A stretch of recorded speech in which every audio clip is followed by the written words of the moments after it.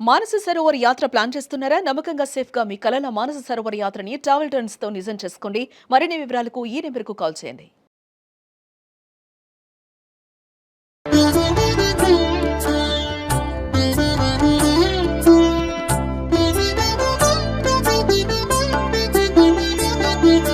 నమస్కారం. మాఘపురాణం 17వ అధ్యాయంలోకి వచ్చాం. వశిష్ఠ మహర్షి దిలీప మహారాజు తోటి చెప్తున్నారన్నమాట. పూర్వం తుంగభద్ర నదీ తీరంలో అన్ని వేదాలు చదివిన మిత్రవందుడు అనే ఒక మహాముని ఆశ్రమం నిర్మించుకుని ఉండేవాడట.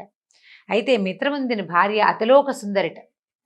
మహర్షుల భార్యలు కూడా అతిలోక సుందరులుగా ఎలా ఉంటారో, ఆశ్రమాల్లో ఏమి ఏర్పాట్లు అవి ఏముండవు, అయినా కూడా వాళ్ళ సహజ సౌందర్యం అలా ఉంటుందన్నమాట. అయితే ఒకరోజు ఈవిడ తుంగభద్రా నదిలో స్నానం చేసి పొడి బట్టలు కట్టుకుని కేశాలను ఆరబెట్టుకుంటుంది, జుట్టు విరబోసుకుని ఆరబెట్టుకుంటోంది. రాక్షస సంహారం కోసం దేవతలతో కలిసి ఆకాశ మార్గంలో వెళ్తున్నటువంటి ఇంద్రుడు ఆమెను చూసి మోహపరవశుడైపోయాడట. అయిపోయి ఆమెను ఎట్లాగైనా పొందాలని నిశ్చయించుకున్నాడు. రాక్షసుల్ని జయించి తిరిగి వస్తూ ఇంద్రుడు ఆ ఆశ్రమ సమీపంలో నిలిచిపోయాడు. దేవతలందరినీ పంపించేశాడు ఇంటికి. ఇంద్రుడు అక్కడే ఆశ్రమ పైభాగాన్నే ఉండి ఆ మిత్రవిందముని యొక్క భార్య యొక్క సౌందర్యాన్ని, ఆవిడ చేష్టలు, ఆవిడ అటు ఇటు తిరుగుతూ ఉంటే వాటన్నిటిని గమనిస్తూ ఆ పైనే చూస్తూ ఉన్నాడట. ఈ మిత్రవిందముని తెల్లవారుజామున శిష్యుల్ని మేల్కొల్పి వేదపఠనం చేయించాలని తానున్న పర్ణశాల నుంచి బయలుదేరి బయటికి వెళ్ళాడట. ఇంద్రుడు ఆశ్రమంలోకి రహస్యంగా ప్రవేశించి ఆ మిత్రవింద చేతులు పట్టుకున్నాడు. ఆమె విడిపించుకుని పోతుంటే ఆమెకి తనెవరో నేను ఇంద్రుడినని తెలియజేశాడనమాట. తెలియజేసి తన కోరికను తీర్చమన్నాడు. ఆవిడ సౌందర్యానికి చాలా మెచ్చుకున్నాడు. ఇంత అపురూప సౌందర్యవతివి, నీకు ఇలాగ తెల్లవారుజామునే నిద్ర లేచే భర్త లభించాడు, నాబోటి వాడైతే నీ తనకు సౌందర్యానికి పూర్తి స్థాయిగా న్యాయం చేకూరుస్తాడని ఇలా నానా రకాల మాటలతోటి ఆమెని వశం చేసుకున్నాడు. అయితే తెల్లవారేసరికల్లా కొద్దిగా కొంతకాలం వాళ్ళిద్దరూ ఏకాంతంగా గడిపాక ఇంద్రుడు బయటికి వెళ్ళిపోతుండగా మహర్షి వెనక్కి తిరిగి వచ్చాడట. ఏదో వస్తు సంగ్రహణార్థం, ఏదో వస్తువు తీసుకోవడం కోసం వచ్చాడు.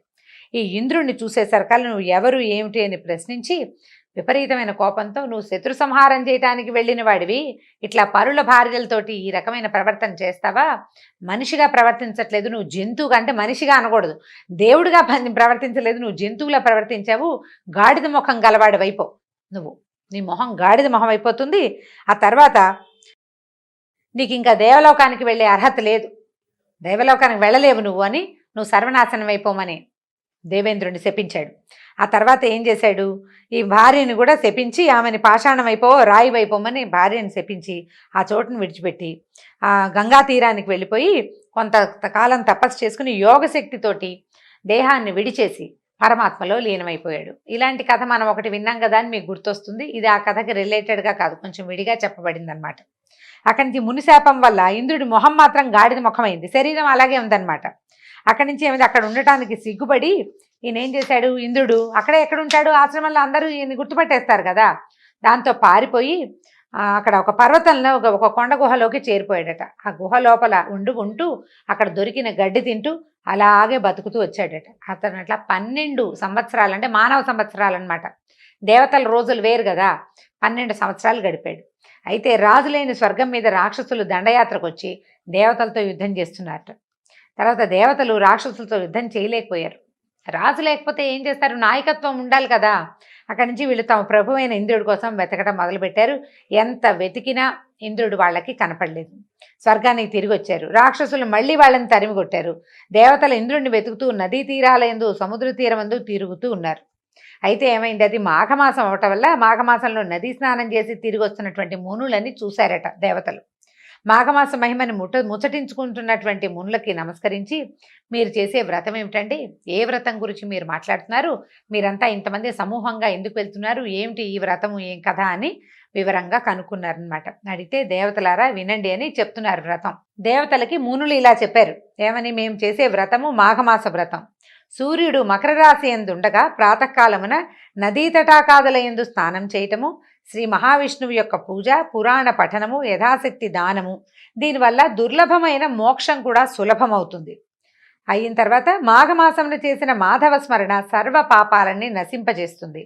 మాఘమాసము స్నానము, పూజ మొదలగు చేయువారి అదృష్టము అనంతం. మాఘమాసంలో స్నానం చేయగలిగేవాడిది, పూజ చేయగలిగేవాడిది కూడా. అయితే మాఘశుద్ధ చతుర్దశి యందు గోదానము, వృషోత్సర్జనము, తిలదానము, అపూపదానము, పాయసదానము, వస్త్రకంబళ దానము, విష్ణులోక ప్రాప్తిని కలిగిస్తాయి. ఇవన్నీ చేసుకోవాలండి. ఏమేం చేయొచ్చో చూడండి. శుద్ధ చతుర్దశి ఎందుట గోదానము, వృషోత్సర్జనము, తిలదానము, అపూపదానము, పాయసదానము, వస్త్ర కంబళాల దానము విష్ణులోక ప్రాప్తిని కలిగిస్తాయి. ఇవన్నీ చేయొచ్చు. అక్కడి నుంచి మహావిష్ణువు దయ వల్ల సర్వలోకములు సులభములై ఉండును అంచు మునులు దేవతలకు మాఘమాస మహిమని చెప్పారు. దేవతలు దివ్యమునుల మాటలు విని మాఘ స్నానమును సముద్రమును చేసి మహావిష్ణువుని అర్చించారు. వారికి శ్రీ మహావిష్ణువు సాక్షాత్కరించట. మొట్టమొదటి జగద్గురు అయినటువంటి శ్రీ మహావిష్ణువు మృదువైన శరీరము, చతుర్భుజములు కలిగి ఉండెను. శంఖచక్ర గదా పద్మములను 4 చేతుల యందు పట్టుకొనెను. పచ్చని వస్త్రము ధరించి కిరీటముతో మరింత మనోహరంగా ఉన్నాడు.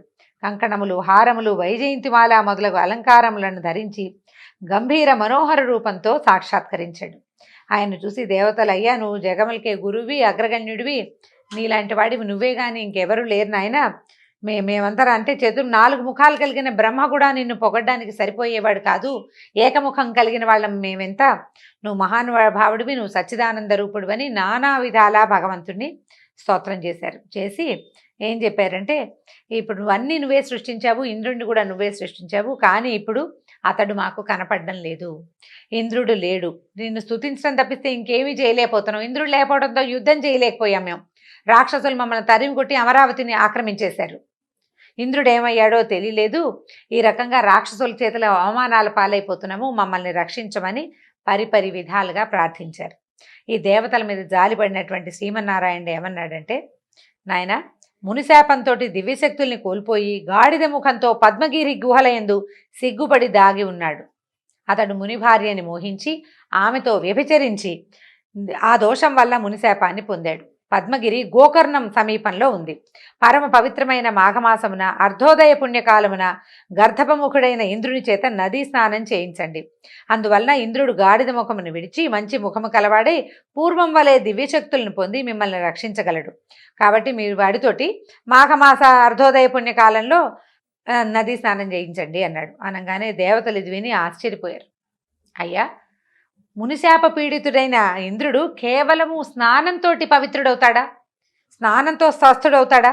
విచిత్రంగా ఉందంటే అప్పుడు ఏం చెప్పాడంటే శ్రీమన్నారాయణుడు, మాఘమాస స్నాన మహిమని తెలియకపోవటం వల్ల ఇలా అనుకుంటున్నారు మీరు. పూర్వం విశ్వామిత్ర మహర్షి కూడా, మనం ఈ కథ చెప్పుకున్నాం చూడండి, ఇలాగా అంటే గంధర్వుని భార్యతో కూడి వానర ముఖం వాడయ్యాడు. అయితే నారదుని బోధ వల్ల అతను ఇలా మాఘస్నానం చేసి స్వస్థత చెందాడు, సాధారణ ముఖాన్ని పొందాడు. కాబట్టి మీకు తెలియదు, కానీ ఎందుకంటే మీరు దేవలోకంలో ఉండటం వల్ల మీరు తెలుసుకోలేకపోయారు నాయన. ఏమి ఇబ్బంది లేదు, చేయించండి. ఇప్పుడు ఎవరి భార్యతోటైతే విశ్వామిత్రుడు పొరపాటు తప్పులు చేశాడో ఆ అమ్మాయి కూడా, అమ్మాయి స్వస్థత చెంది అమ్మాయి కూడా పాషాణ రూపం నుంచి మనిషిగా మారి, అంటే గంధర్వ కన్యగా మారిపోయి తన గృహానికి వెళ్ళిపోయింది. కాబట్టి ఏమీ ఇబ్బంది లేదు, తప్పకుండా ఇది పనిచేస్తుంది. మాఘ స్నానం ఇలాంటి ఏ పాపాన్నైనా పోగొడుతుందని చెప్పి పలు విధాలా చెప్పారు. చెప్పిన తర్వాత ఇది విషయం విన్న తర్వాత వీళ్ళు ఏమనుకున్నారంటే అలాగేనని చెప్పేసి ఈ ఇంద్రుణ్ణి తీసుకెళ్లారనమాట. ఒప్పుకున్నారు, తీసుకెళ్తాము. ఈ ఇంద్రుడిని తీసుకెళ్ళి స్నానం చేయించేసి అతన్ని మామూలు ముఖాన్ని తెప్పిస్తామనుకున్నారు. అయితే ఇక్కడ మనకు చాలా అనుమానాలు వస్తాయండి. పదే ఇంద్రుడి గురించి ఇలాంటి కథలు వింటుంటాం. ఇంద్రుడు ఏదో ఇలా చేశాడు, అహల్య శాపానికి కారణం ఇంద్రుడు. ఎవరైనా తపస్సు చేసుకుంటుంటే ఓర్చుకోలేడు, వాళ్ళ దగ్గరికి రంభాది అప్సర గణాన్ని పంపిస్తూ ఉంటాడు, వాళ్ళ తపస్సులు పాడు చేస్తాడు. మనం భాగవత కథా సుధలో కూడా విన్నాము. ఆ కృష్ణుడు వాళ్ళ మీద గోకులం మీదకి రాళ్లవాన కురిపించాడంటే వర్షం కురిపించి గోకులాన్ని అల్లకల్లోలం చేయడానికి ప్రయత్నం చేశాడు. ఇంద్రుడు సాధారణంగా దుర్మార్గుడుగా చేయకూడని పనులు చేసేవాడిగా కనపడుతూ ఉంటాడు. అలాంటి ఇంద్రుడికి దైవత్వం ఎలా ఉంది? దేవలోకంలో ఇలా ఎందుకున్నాడు? అతను ఎందుకు దేవతలకు రాజుగా ఉన్నాడు? వాడికి అమోఘమైన శక్తులు ఎలా ఉన్నాయి? ఇలా చాలా డౌట్లు వస్తుంటాయండి. అయితే ఇంద్రుడు శాశ్వతంగా ఒకడు ఉండడట. ఇంద్రుడు అనేది ఒక పదవి, ఒక డెసిగ్నేషన్ అన్నమాట. 100 యాగాలు చేసిన వాడికి ఆ పదవి లభిస్తుంది. ఎవరైతే 100 యాగాలు చేస్తారో వాళ్ళకి అది వచ్చేస్తుంది అనమాట. అట్లా ఇంద్రులు మారుతూనే ఉంటారట. అయితే ఇప్పుడు ఇవన్నీ దుర్లక్షణాలు ఉన్నా కూడా వాడికి మంచి లక్షణాలు అతనికి చాలా ఉన్నాయి. ఈ దుర్లక్షణాలని మనకి ఎందుకు చెప్తారంటే, ఎంత పెద్ద పదవిలో ఉన్నా కూడా బుద్ధి అప్పుడప్పుడు చిన్నదైపోతుంది. చేయకూడని పనుల వైపుకి మనల్ని ప్రేరేపిస్తూ ఉంటుంది. దాన్ని సరిచేసుకోవాలి. ఇలా పెడత్రోవలో తొక్కకూడదు అని చెప్పడం కోసం ఇంద్రుడిని ఉదాహరణగా చూపిస్తుంటారు మనకి. పురాణాల్లో చాలా చోట్ల ఇది చెప్పబడుతుంది. ఇంద్రాది దేవతలు వెళ్ళి బ్రహ్మదేవుని ప్రార్థించారు. బ్రహ్మదేవుడు ఇంద్రాది దేవతలను తీసుకుని విష్ణుమూర్తిని ప్రార్థించాడు. విష్ణువు బ్రహ్మాది దేవతలు బ్రహ్మ ఇంద్రాది దేవతలు అంతా కలిసి శివుణ్ణి ప్రార్థించారు. శివుణ్ణి వాడెవరు గజాసురుడి దగ్గర నుంచి తీసుకురావడానికి విష్ణుమూర్తి తన సన్నాయి వాద్యగాడయ్యి, తర్వాత ఏమో వీళ్ళని దేవతలందరినీ తలకొక వాయిద్యాన్ని ధరింపజేసి ఇంద్రాది దేవతలందరికీ తీసుకెళ్ళాడు. సన్నాయి మేళని తీసుకెళ్ళి, గంగిరెద్దుల మేళని తీసుకెళ్ళి శివుణ్ణి వీడి దగ్గర గజాసురుడి దగ్గర నుంచి వెనక్కి తీసుకొచ్చాడు. ఈ అన్ని విషయాల్లోనూ ఇంద్రుడు కనిపిస్తూనే ఉంటాడు మనకి. ఇంద్రుడు చేసే కొన్ని దుష్కర్మలు, చేయకూడని కొన్ని పనులు అప్పుడప్పుడు మనకి చూపిస్తారండి. ఎంత పెద్ద పదవిలో ఉన్నా ఆ పదవికి న్యాయం చేయకుండా అప్పుడప్పుడు చిన్న బుద్ధుల్లోకి పోతూ ఉంటారు. పోకుండా ఉండండి. ఇంద్రుడైనా కూడా అతనికి శాపం వచ్చింది. ఇంద్రుడైనా శాపం వచ్చింది. ఇప్పుడు ఈ శాపం రావడానికి నువ్వు పెద్ద పదవిలో ఉన్నా తప్పులు చేస్తే కుదరదు. మరి నేను పైన ఉన్నాను, నేను ఎలా పడితే ఎలా ఉంటాను అంటే కుదరదు. నువ్వు పైన పెద్ద పదవిలో ఉన్నవాడివి ఇంకా వాళ్ళ దగ్గర పెట్టుకుని ఉండాలి. ఇంకా జాగ్రత్తగా ఉండాలి. నువ్వెప్పుడూ లోకానికి ఉపకారిగానే ఉండాలి.